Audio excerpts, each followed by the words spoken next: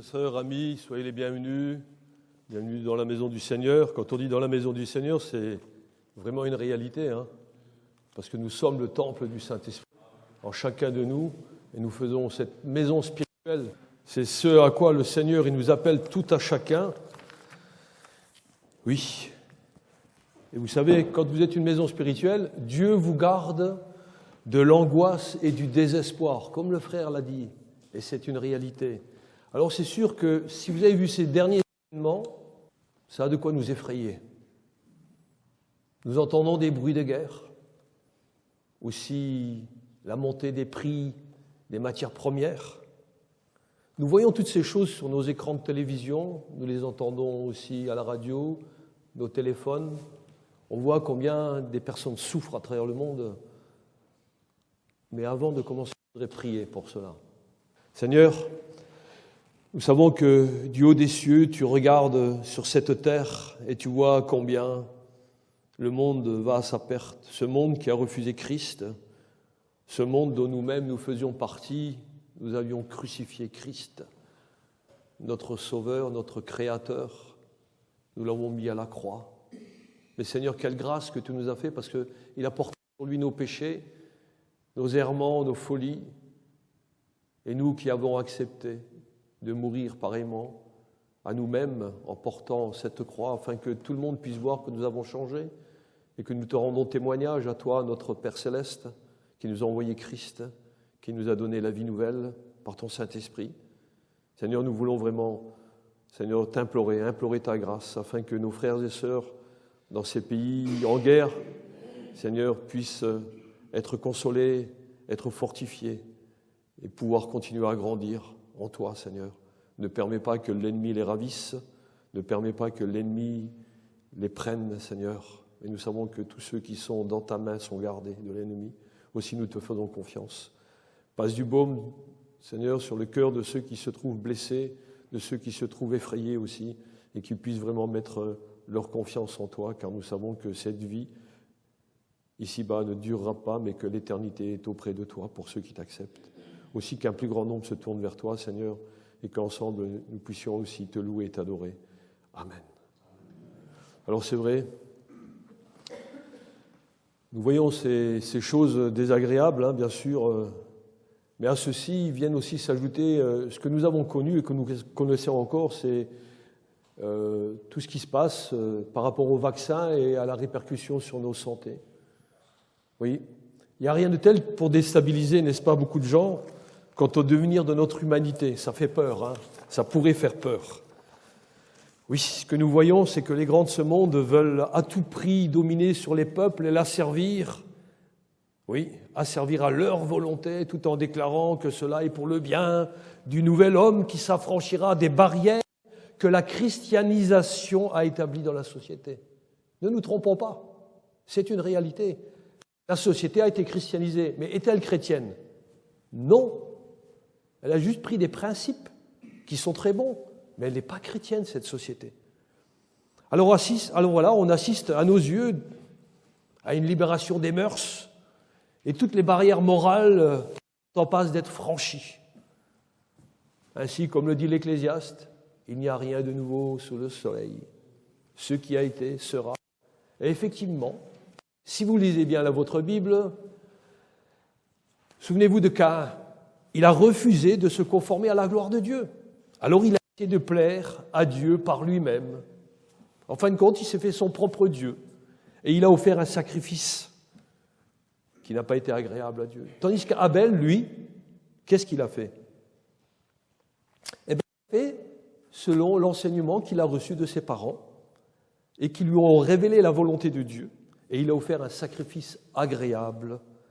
Ça a déplu à Caïn qui a tué son frère. Voyez-vous, le monde sans Dieu, aujourd'hui, c'est pareil. Il est toujours sous la folie de la désobéissance à notre Créateur.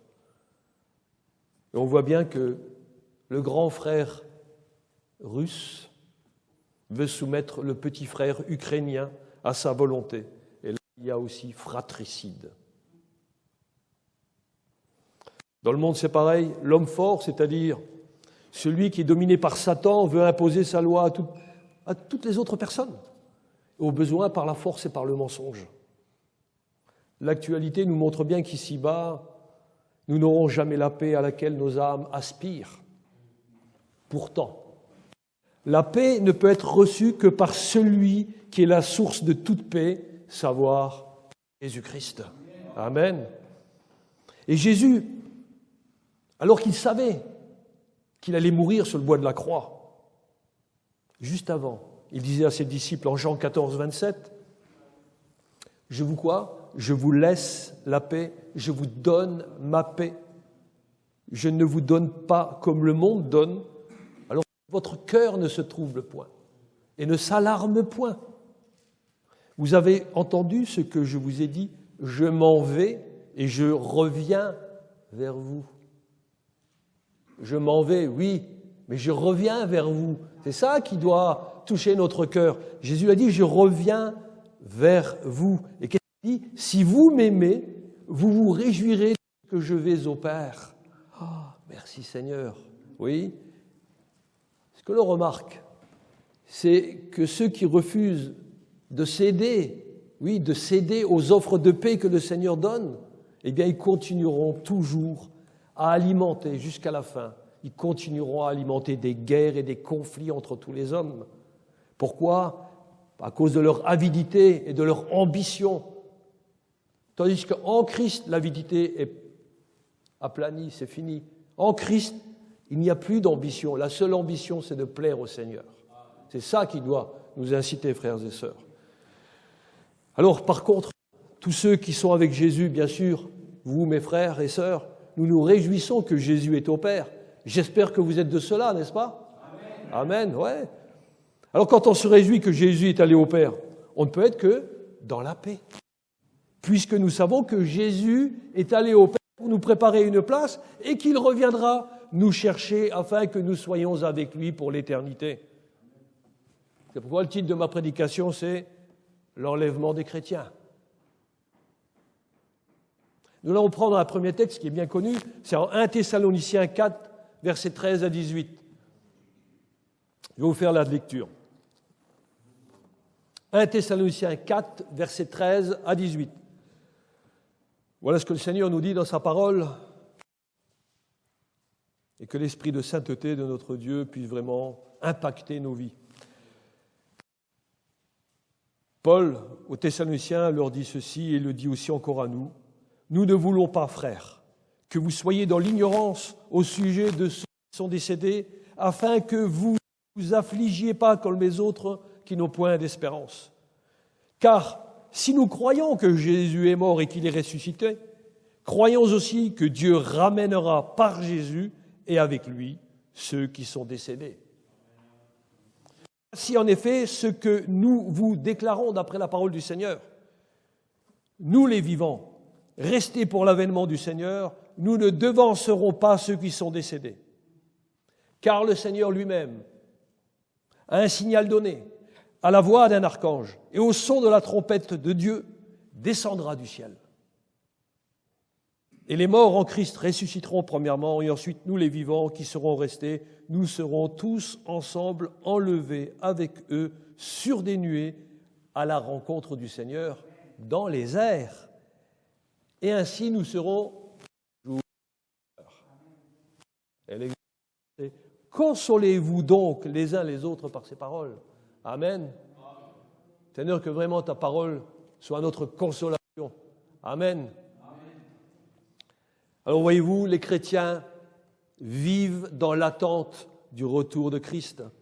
Et en faisant cette lecture, peut-être que nous sommes comme Paul, n'est-ce pas ? Nous espérons ardemment que l'enlèvement aura lieu de notre vivant.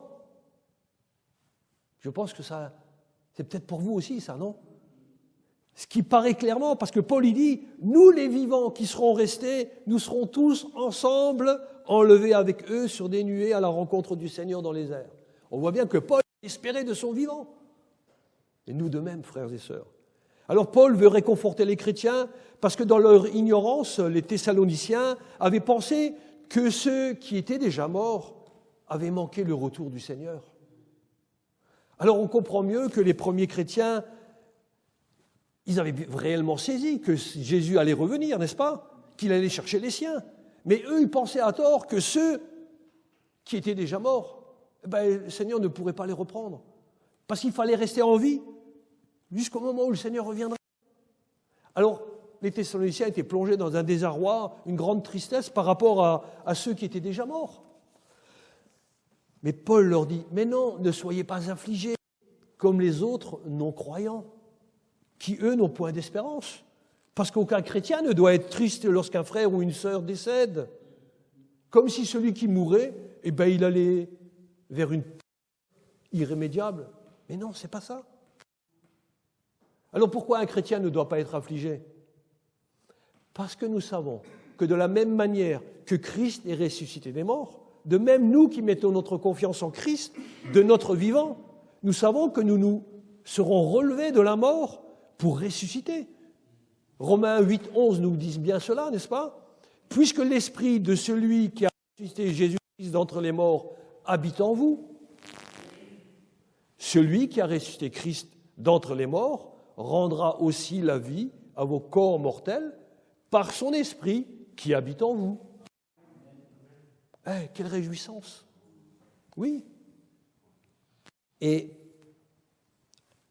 mes frères et sœurs, en quel endroit Jésus veut-il que nous soyons avec lui dans notre corps de ressuscité? Jean chapitre 14, versets 1 à 3, nous le dit. C'est Jésus qui parle, qui dit « Que votre cœur ne se trouble point. Croyez en Dieu et croyez en moi. Il y a plusieurs demeures dans la maison de mon Père. Si cela n'était pas, je vous l'aurais dit. » Donc on voit bien que Jésus est parti nous préparer une demeure. Il dit « Je vais vous préparer une place. » Il dit bien « Et lorsque j'en m'en serai allé et que je vous aurai préparé une place, je reviendrai et vous prendrez avec moi, afin que là où je suis, vous y soyez aussi. » Alors vous comprenez bien qu'aucun chrétien ne doit être affligé, parce qu'un jour nous serons avec le Seigneur pour l'éternité. Donc on doit être dans la joie. Ça serait quand même triste, hein? Un chrétien triste. Ça c'est vraiment un triste chrétien, hein? Oui, c'est pas possible. Un chrétien, il doit toujours être joyeux, peu importe ce qui nous arrive. Et alors, l'homme peut tuer notre corps, mais notre âme, lui, il est avec le Seigneur, n'est-ce pas? Amen. Vous êtes d'accord avec ça ou pas? Alors n'ayons pas peur de la mort. N'ayons pas peur de celui qui peut nous infliger quoi que ce soit. Mais Dieu nous garde. Dieu nous garde. Alors un mystère. Est-ce qu'on peut connaître de l'événement, de l'enlèvement là? Non? Paul. Parce que nous, notre référence, c'est toujours la parole de Dieu. Paul, lui, il n'a jamais essayé de prédire quand est-ce que l'événement de cet enlèvement aura lieu. Non. Alors bien sûr, à travers tous les siècles, vous l'avez certainement déjà entendu, et vous l'entendez aujourd'hui, il y a une foule de présomptueux qui avancent justement des dates. Et ça s'est fait à travers les siècles. Hein. Mais dans le livre des Actes, Luc rapporte qu'une fois, les disciples avaient demandé au Christ, « Seigneur, est-ce à ce moment que tu rendras le royaume à Israël ?» Et qu'est-ce que Jésus a répondu? « Il ne vous appartient pas de connaître les temps et les moments que le Père a fixés de sa propre autorité. » Alors, peut-on prévoir le moment exact? Non, parce que personne ne connaît ni le jour ni l'heure.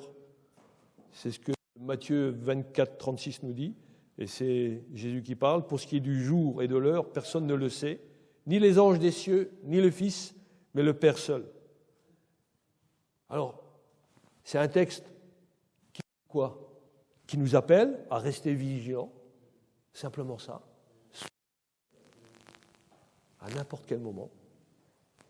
Alors maintenant, ne faites surtout pas comme quelques-uns de nos frères qui, après avoir entendu leur pasteur prêcher que Christ allait revenir, qu'est-ce qu'ils ont fait, eux?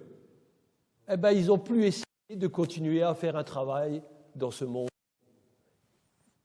Ils sont restés assis, ils ont attendu que ça se passe, et Christ va revenir. On n'a rien besoin de faire, donc on va attendre. C'est ça le témoignage? C'est pas possible. Ce n'est pas possible. Alors ils ont refusé de travailler pour se projeter dans l'avenir, et la famille même, elle en a subi les conséquences aussi. Alors, ces personnes-là, elles avaient cru dur comme fer en entendant leur pasteur quand il annonçait que le Seigneur allait revenir tout prochainement. Ça fait qu'ils n'ont jamais cherché à s'investir pour le futur de leur famille. Et puis 30 ans ont passé aujourd'hui, parce que c'est une histoire vraie, 30 ans ont passé après, mais ils ont été convaincus quand même qu'effectivement, ils ont été un petit peu crédules quant au moment, quant au savoir, au moment duquel Jésus viendra nous chercher. Mais par contre, il y a eu une réelle amertume dans leur cœur et dans le cœur de leur famille, parce que ça a été un vrai contre-témoignage de leur vie, alors qu'ils prétendent appartenir à Jésus. Faisons attention, frères et sœurs. J'aimerais attirer votre attention sur les personnes qui viennent à vouloir donner des dates pour faire croire qu'ils ont de la connaissance. N'en croyez rien. Personne ne sait ni le moment. C'est pourquoi il nous est enseigné de nous tenir prêts et de ne pas sommeiller. Si personne ne connaît le moment de l'enlèvement des chrétiens, vous devez savoir aussi une chose, c'est que pour autant, l'enlèvement, ce n'est pas une fable ni un conte pour enfants, mais bien une réalité. Oui. Souvent, les gens du monde, ils rencontrent des difficultés à croire au récit de la création de l'homme en Genèse 1 et 2. Ils ne croient pas en création. Pour eux, Dieu n'existe pas. Alors on ne peut pas croire à la création. Alors, quoi de plus naturel pour eux, pour ces personnes-là, qui ne puissent même pas croire à l'enlèvement quand Dieu interviendra. Et qu'est-ce qu'il fera ? Eh bien, Dieu va recréer des millions de personnes à partir de la poussière qui a été enterrée ou bien éparpillée à travers le monde et dans les mers. Waouh ! Oui, par contre, vous avez certainement remarqué que les gens du monde, ils sont très enthousiastes, n'est-ce pas, à l'idée de voyager dans l'espace, mais dans les rêves qu'ils ont. Est-ce que ça peut se comparer au miracle que Dieu va opérer ? Au miracle du voyage de la Terre jusqu'au ciel en une fraction de seconde, sans prendre même de l'oxygène avec nous, comme le font les astronautes. Voilà s'y croient ces gens-là. Ils pensent à la téléportation ou à des choses comme ça. On voit bien que les choses de Dieu, elles sont bien plus grandes que ce que l'homme peut imaginer. Alors mettons notre confiance en ce que Dieu dit, et ça, c'est notre vraie foi en les promesses de Dieu. Alors, amis, frères et sœurs, l'enlèvement aura bien lieu. Et c'est dans cette attente que nous devons être prêts à rencontrer le Seigneur. Préparez-vous. En fin de compte, ce n'est pas ça. Ce n'est pas préparez-vous, c'est soyez prêts. Pour ceux qui ne le sont pas, préparez-vous. Mais nous, frères et sœurs, on doit être prêts, parce que nous sommes en Christ. Vous savez que le verbe enlever en grec se dit harpazo. Et ça se traduit par ravir et saisir. Dans le Nouveau Testament, ce même terme est employé dans des contextes semblables. Par exemple, quand le Saint-Esprit transporta Philippe d'un endroit à un autre. Juste après la rencontre de l'eunuque, tout d'un coup, l'eunuque ne le vit plus, mais l'eunuque était tout joyeux parce qu'il avait accepté Christ. Il était passé par les eaux du baptême. Et voilà. Et tout d'un coup, plus de Philippe. Ah, mais Philippe, ça c'est le miracle de Dieu, transporté ailleurs. Et puis, aussi, il y a l'histoire de Paul, non ? Quand Paul a été transporté au 3e ciel. On voit bien. Et vous savez que les gens dans le monde, ils se sont inspirés de ces récits bibliques pour faire croire à la télétransportation. Comme quoi, l'homme essaie toujours de copier, mais il ne réussit pas. Pour nous, voyez-vous, on ne va pas exprimer des appréciations personnelles non plus, parce que lorsque nous faisons une lecture de la parole de Dieu, nous la faisons dans l'étude de son contexte, qu'il soit historique et grammatical. Pourquoi ? Parce que ça évite justement de prendre un texte et d'essayer de l'appliquer à une situation qui ne correspond pas, alors pas du tout, à ce qui est écrit. Un exemple, parce que vous aimez les exemples, Matthieu 24. L'un sera pris, l'autre laissé. Et ça, c'est traduit quelquefois par l'un sera enlevé, sauf que le terme grec, là, c'est pas harpazo, mais c'est paralambo. Paralambano, c'est ça. C'est-à-dire que la personne, elle va être prise pour être jetée dans le séjour des morts, avant d'être jugée et de finir en enfer. En effet, ce texte de Matthieu 24 parle du retour en gloire de Jésus pour instaurer son règne millénaire. C'est à ce moment-là que Jésus rejettera toutes les personnes qui auront refusé de se convertir et qui seront encore en vie à la fin de la tribulation. C'est ça que ça signifie. Parce que voyez-vous, Dieu est un Dieu de justice. Vous comprendrez que Jésus ne peut pas garder dans son royaume millénaire contre leur gré, contre la volonté de ceux qui ne veulent pas de lui. Sinon, il ne serait pas un Dieu de justice. Mais nous, on doit faire attention dans notre lecture. Nous devons faire attention. Restons dans le contexte. Mes frères et sœurs, soyez prêts, car il y aura l'enlèvement. Et ensuite, il y aura la tribulation. Alors c'est vrai que Jésus a dit que nous aurons des tribulations.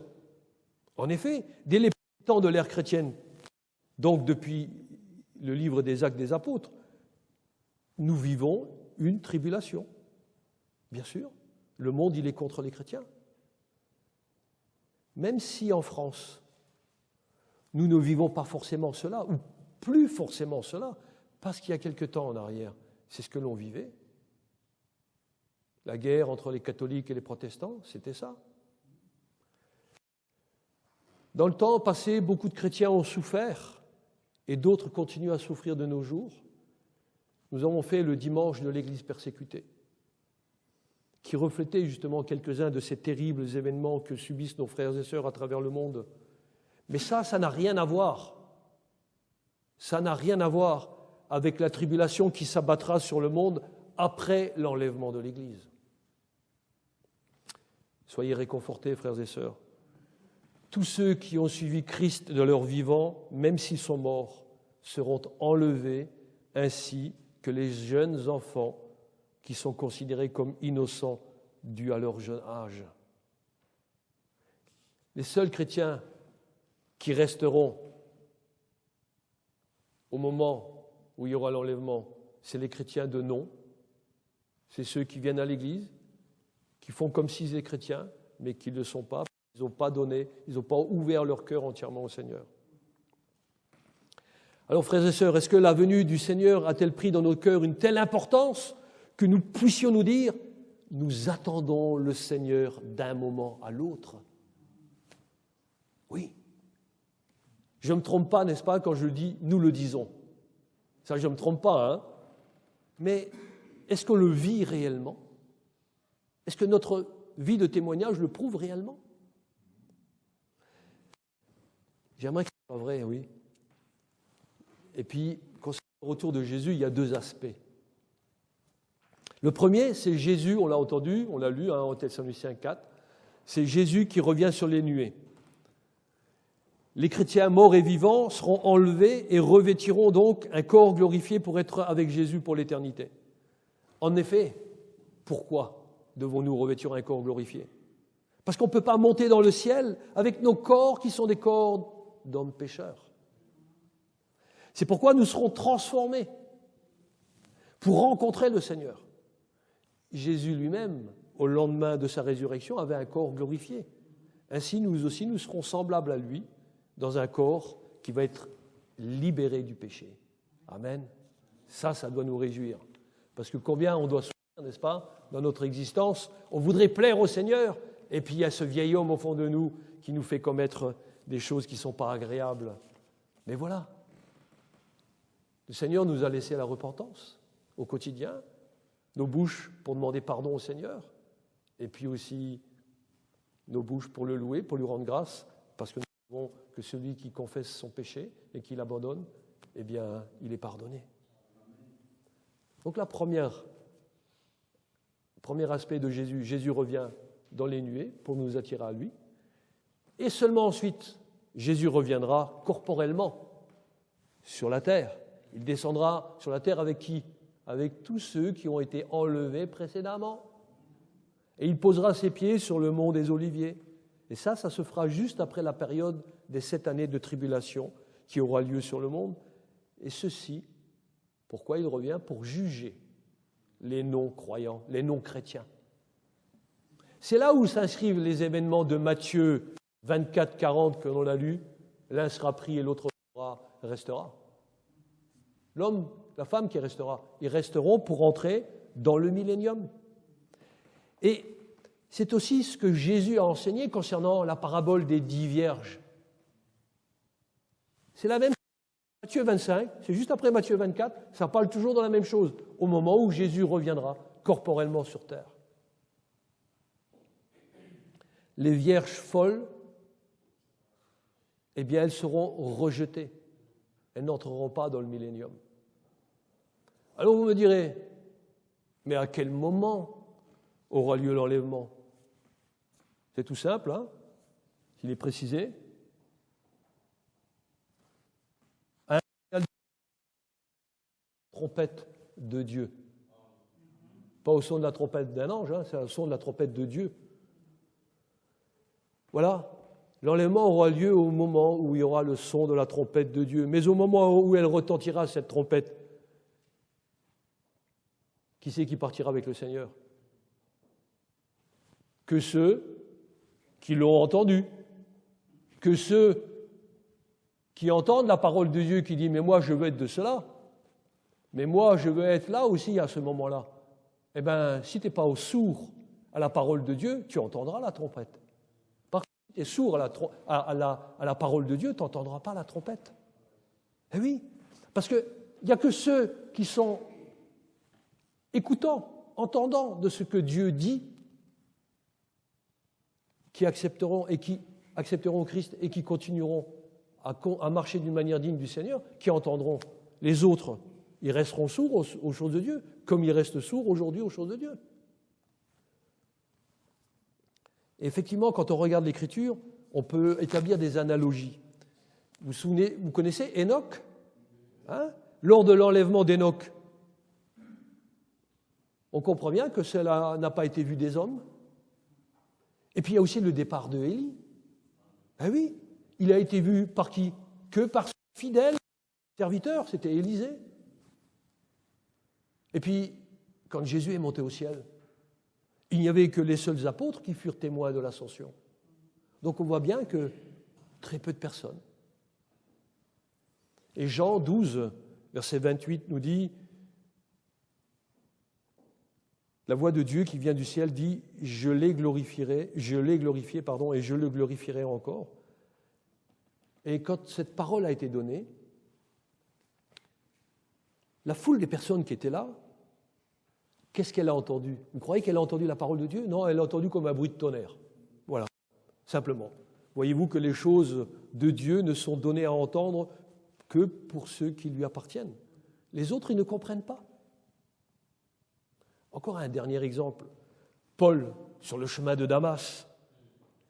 C'est bien le seul qui a entendu les paroles de Christ, n'est-ce pas? Tous les autres, ils ne savaient même pas ce qui s'est passé. Alors ainsi, nous, au son de la trompette de Dieu donnant le signal de l'enlèvement, eh bien, ça pourrait peut-être n'être entendu que par les chrétiens et pas par les autres. Et puis il y a aussi la soudainité de l'événement, c'est-à-dire l'enlèvement va être soudain. Pourquoi? Parce que c'est fait en un clin d'œil et ça se fera de manière très rapide. On va lire Corinthiens 15, 51 qui nous dit « Voici, je vous dis un mystère. Nous ne mourrons pas tous, mais tous nous serons changés. » Ça s'adresse bien uniquement aux chrétiens. Hein. Ensuite, il est précisé en un instant, en un clin d'œil, à la dernière trompette. La trompette sonnera et les morts en Christ ressusciteront incorruptibles. Et nous serons changés. Car il faut que ce corps corruptible revête l'incorruptibilité et que ce corps mortel revête l'immortalité. Voilà l'enlèvement. Vous savez, quand il y aura l'enlèvement, c'est certain, hein, les places vides vont se faire remarquer, un peu partout dans le monde d'ailleurs. Il y aura des matins difficiles pour certains, parce que si ça passe pendant la journée chez nous, de l'autre côté, c'est la nuit, n'est-ce pas? De l'autre côté du monde, c'est la nuit. Et il y en a qui vont se réveiller, ils vont dire, mais où est ma femme? D'autres, ils vont se réveiller, ils vont dire, où est mon mari? Où sont passés mes enfants? Ils vont être perdus. Mais oui, vous savez bien que les gens vont être dans la confusion. Chacun cherchera quelqu'un de proche, un ami, un voisin, mais ça sera en vain. Comme on a essayé de chercher Enoch et Élie après leur enlèvement. D'ailleurs, il est écrit en Hébreux 5 que Enoch ne parut plus parce que Dieu l'avait enlevé. On voit bien que l'enlèvement parcourt toute la parole de Dieu. Qu'est-ce qui se passe après l'enlèvement? La terre sera plongée dans un grand chaos parce qu'il y aura des gens qui vont conduire des véhicules, des chauffeurs de bus, des chauffeurs de train, des pilotes d'avion qui tout d'un coup vont disparaître. Imaginez un peu cela. Une partie de la population mondiale qui disparaît. Quel chaos! Et vous savez quoi? Il faudrait bien que les autorités puissent trouver une explication à cela, non? Une explication qui paraisse logique et normale pour le monde. Eh oui, et qu'est-ce qu'ils vont trouver à dire? Quelque chose de logique et normal, quelque chose que l'on regarde des fois à la télévision et qu'on ne s'en rend même pas compte. Ils vont dire, c'est les extraterrestres qui sont venus les chercher. Eh oui, ils sont venus enlever les méchants qui étaient parmi vous. La preuve que ce n'étaient pas des bons, ces gens-là. Regardez le chaos qu'ils laissent après vous. Eh oui, il y aura un tel chaos, ils vont dire, bah oui, c'est eux les méchants. Les chrétiens. Les chrétiens ont toujours été affligés de toutes sortes de maux. Voyez-vous, l'Antichrist qui sera là, il va trouver une explication à l'enlèvement, ce qui va lui permettre aussi de promouvoir son règne. Il va même faire croire qu'il est l'homme providentiel, l'homme de la situation, et il le fera par des artifices et des prodiges mensongers. Aussi, frères et sœurs, ne soyez pas troublés. En entendant les choses même qui sont décrites dans Apocalypse, il y a des chrétiens qui peuvent être troublés, mais sachez que le mot Apocalypse signifie révélation. Oui, c'est ainsi Dieu révèle justement la suite des événements après l'enlèvement. Alors, on ne doit pas avoir un esprit craintif, mais au contraire, il est confiant, parce que l'Église est destinée à subir la colère de Dieu. Bien au contraire, nous avons un Père d'amour et il ne laissera jamais ses enfants vivre ce qui est décrit dans l'Apocalypse. Ce n'est pas possible. J'invite à chacun à garder un ordre dans la compréhension de la parole. En effet, il y a certaines personnes qui prennent la partie du verset de 1 Corinthiens 15, 52, où il est fait mention de la trompette, justement, pour la rapprocher avec quoi? Ou ailleurs dans l'Écriture, on entend parler des trompettes dans l'Apocalypse. Les 7 trompettes de l'Apocalypse. Que vont faire retentir qui? Les 7 anges. Mais eux, ils annoncent des événements de la colère de Dieu sur le monde. Et il y en a qui prennent ces textes-là pour dire « Ah ben oui, mais alors nous aussi on va faire cette tribulation ». C'est une mauvaise lecture de la parole de Dieu, je suis désolé. Parce qu'il faut bien lire sa Bible. Les trompettes qui sonneront à partir de l'Apocalypse 8, par exemple, ils vont annoncer quoi? Ils vont annoncer la colère de Dieu qui va déferler sur le monde, sur ce monde impie, sur ce monde qui ne croit pas. Parce que tous les malheurs qui sont précisés dans l'Apocalypse, ils sont consécutifs parce que l'Antéchrist sera là. C'est parce que le monde aura mis l'Antéchrist en avant. Parce que l'Antéchrist va prendre la tête du gouvernement mondial. C'est pour ça. Alors que c'est Christ qui devrait régner. Et comme les chrétiens ne sont plus là, nous avons été enlevés. Maintenant, la plupart des autres personnes qui vont rester sur terre, ils vont faire quoi? Ils vont faire allégeance à Christ, pas à Christ, à Satan. Voyez-vous? Ils vont faire allégeance à l'Antichrist. D'ailleurs, quand les malheurs s'abattent sur la terre, les hommes se mettent à blasphémer Dieu au lieu de se repentir. Apocalypse 9, 20 démontre cela. Ça prouve bien que l'homme s'enfoncera toujours plus dans sa folie. Il ne se sert pas d'adorer les démons et les idoles, d'or, d'argent et d'airain, de pierre et de bois qui ne peuvent ni voir, ni entendre, ni marcher. et ils ne se repentirent pas des œuvres de leurs mains. Voilà.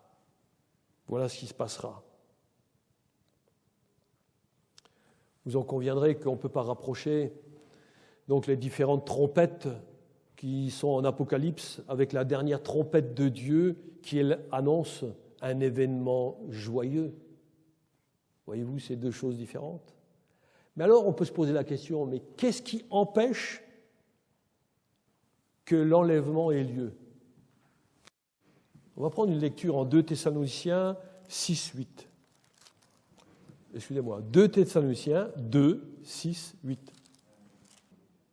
Et maintenant, vous savez ce qui le retient afin qu'il ne paraisse qu'en son temps, car le mystère de l'iniquité agit déjà. Il faut seulement que celui qui le retient encore ait disparu. Et alors paraîtra l'impie que le Seigneur Jésus détruira par le souffle de sa bouche et qu'il écrasera par l'éclat de son avènement. Voilà ce qui retient.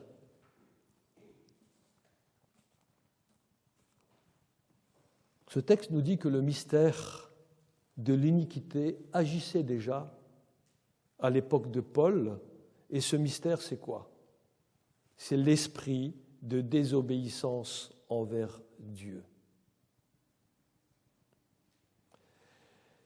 Ce n'est pas que cette chose est mystérieuse en soi, mais ça signifie que cette désobéissance,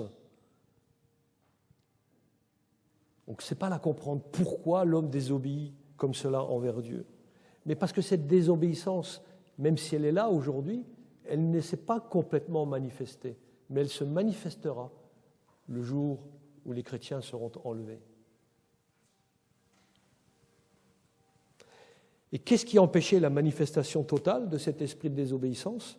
C'est la présence du Saint-Esprit dans l'Église qui est composée des vrais chrétiens. C'est ça la puissance qui retient l'apparition de l'impie. Rappelez-vous à quel moment le Saint-Esprit est venu dans l'Église? Le Saint-Esprit est venu sur la terre, où? À la Pentecôte. C'est l'accomplissement dans la promesse du Seigneur, qui a dit qu'il nous enverrait le Saint-Esprit que le Père a promis. Ainsi, depuis la Pentecôte, le Saint-Esprit a fait sa demeure dans chaque chrétien qui compose l'Église. Avant la Pentecôte, le Saint-Esprit était avec les croyants, et pas dans. Mais depuis la Pentecôte, le Saint-Esprit est en chacun de nous, chrétiens nés de nouveau. Avant la Pentecôte, le Saint-Esprit pouvait quitter le croyant. C'est ce qui explique la prière de David dans le psaume 51:13, quand il dit et qu'il demande à Dieu « Ne me retire pas ton Esprit Saint ». Mais depuis la Pentecôte, ce n'est plus le cas. Depuis la Pentecôte, le Saint-Esprit, il est à demeure chez le chrétien et il reste pendant tout le temps de l'ère de l'Église. Ainsi, comme le Saint-Esprit est venu à la Pentecôte, moi je crois et j'affirme, le Saint-Esprit de Dieu quittera le monde en emmenant son Église et les chrétiens qui composent cette Église. Mais pour l'instant, l'Église agit aujourd'hui dans le monde comme un agent anti-putréfaction, puisqu'elle est le sel de la terre. Le jour qu'elle sera enlevée, alors plus rien n'empêchera l'Antéchrist de se manifester, et ce sera la ruée vers l'erreur, et le mal se déchaînera à ce moment-là. Voyez-vous, pendant les 7 années de la tribulation, après l'enlèvement de l'Église, le Saint-Esprit continuera d'agir parmi les hommes, comme il agissait avant la Pentecôte, mais il agira seulement parmi les hommes qui ont une bonne volonté de chercher le Seigneur. Alors ne croyez surtout pas, si vous n'avez pas donné votre vie au Seigneur, qu'il s'agit d'une seconde chance. Parce que ceux qui croiront après l'enlèvement de l'Église, ils seront poursuivis par le système de l'Antéchrist pour être éliminés. Et ceux, quel que soit l'endroit où ils iront se réfugier, ils seront dénoncés par les autres. Alors cependant, ils seront sauvés s'ils persévèrent dans la foi, et ils feront alors partie du royaume millénaire que Jésus viendra mettre en place. Mes amis, suite aux événements qui bouleversent le monde, il me semble que nous n'avons jamais été aussi près de l'heure de l'enlèvement. Je ne dis pas ça pour vous faire peur, mais pour que nous soyons prêts. Alors, on n'a pas à craindre, mais on doit relever la tête et nous devons continuer à annoncer la grâce de Dieu pendant qu'il est encore temps. On doit être prêt à rendre compte de l'espérance qui est en nous, car l'enlèvement peut se produire à tout moment, puisque tout semble déjà être mis en place pour l'avènement de l'Antéchrist. De la même manière que la Russie a prévu l'invasion de l'Ukraine depuis très longtemps, depuis 20 ans. Depuis que l'Ukraine a eu son indépendance, la Russie n'avait qu'un seul objectif, c'est reprendre le pays. C'est la même chose que Satan fait. Il veut reprendre ceux qui appartiennent à Christ. Et l'ennemi a déjà tout prévu. Tout est dans les cartons. Les grands de ce monde vont essayer de se concilier ensemble pour essayer de faire quelque chose. Alors mes amis, n'ayons pas peur. Soyons prêts. Soyons prêts, parce qu'on voit bien que le moment de l'enlèvement paraît proche, vraiment tout proche. Mais une chose, ne l'oubliez jamais, ce que vous devez faire. Mais dans tout cela, vous devez travailler comme si vous alliez mourir à 100 ans et vous devez vivre comme si vous allez mourir demain. Vous voyez la perspective, c'est continuer à rendre témoignage là où vous êtes, là où le Seigneur vous a placé, et que nous puissions voir aussi des âmes se tourner vers le Seigneur et être sauvées. Ma conclusion, c'est quelle doit être notre attitude en vue de l'enlèvement de l'Église ? On va reprendre 1 Thessaloniciens 4,13. On va y trouver 4 caractéristiques des chrétiens que nous sommes, et j'espère que vous les trouverez aussi en vous, ces caractéristiques-là. Donc c'est 3 caractéristiques. 1 Thessaloniciens 4, 13 à 18. Je relis. « Nous ne voulons pas, frères, que vous soyez dans l'ignorance au sujet de ceux qui sont décédés, afin que vous ne vous affligiez pas comme les autres qui n'ont point d'espérance. Car si nous croyons que Jésus est mort et qu'il est ressuscité, croyons aussi que Dieu ramènera par Jésus et avec lui ceux qui sont décédés. Voici en effet ce que nous vous déclarons d'après la parole du Seigneur. Nous, les vivants restés pour l'avènement du Seigneur, nous ne devancerons pas ceux qui sont décédés. Car le Seigneur lui-même a un signal donné, à la voix d'un archange et au son de la trompette de Dieu, descendra du ciel et les morts en Christ ressusciteront premièrement. Ensuite, nous les vivants qui serons en restés, nous serons tous ensemble enlevés avec eux sur les nuées à la rencontre du Seigneur dans les airs. Ainsi, nous serons toujours avec le Seigneur. Et consolez-vous donc les uns les autres par ces paroles. » Donc la première des caractéristiques du chrétien, c'est l'espérance. Ne vous affligez pas comme les autres qui n'ont point d'espérance. Donc ça veut bien dire que nous avons en nous l'espérance, parce que l'espérance du chrétien n'est pas un vague espoir, mais c'est bel et bien une certitude que ce que le Seigneur annonce dans sa parole se réalisera réellement. D'ailleurs, vous l'avez entendu, la Bible décrit l'espérance comme une certitude, comme l'attente joyeuse d'un événement sûr et certain qui va se produire, mais qui n'est pas encore réalisé. Et c'est cet événement-là qui doit nous rendre joyeux. C'est le retour de Jésus qui viendra nous chercher afin que nous soyons toujours avec lui. La deuxième caractéristique, c'est la joie. Vu l'espérance que nous avons en Christ, nous ne pouvons que nous réjouir, même dans la perspective que nous allons mourir. En effet, nous ne pouvons pas être tristes comme ceux qui n'ont pas d'espérance, puisque quand bien même nous mourrons, nous vivrons par Christ. N'est-ce pas? Et ça doit être notre joie au quotidien. La troisième caractéristique, c'est la consolation. Parce que même lorsqu'on est chrétien, et lorsque nous aimons celui qui vient de mourir, même si ça nous attriste, nous savons qu'il est auprès du Seigneur. Eh oui, alors nous sommes consolés. Car si c'est que pour cette vie que nous croyons, alors nous sommes le plus malheureux de tous les hommes. Mais réjouissons-nous, nous n'aurons pas à affronter la grande tribulation. C'est pourquoi préparez-vous à l'enlèvement. Alors, mes bien-aimés, encourageons-nous réciproquement et édifions-nous avec les vérités de la parole de Dieu. Et vraiment, prenez au sérieux votre marche avec le Seigneur. Amen. Alors que le Seigneur, pour sa seule gloire, bénisse votre vie dans cette attente. Amen.